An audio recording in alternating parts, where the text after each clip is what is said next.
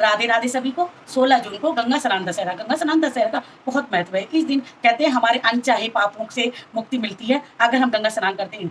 अब दान का भी बहुत महत्व है, धूप दीप का दान दीजिए।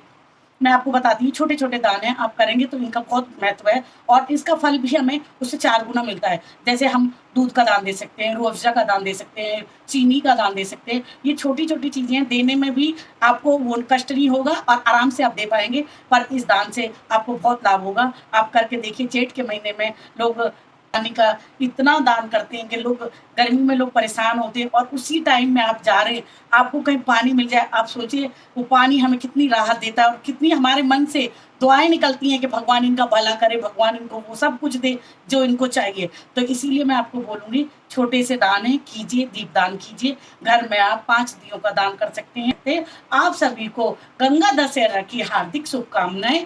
जय श्री राधे राधे।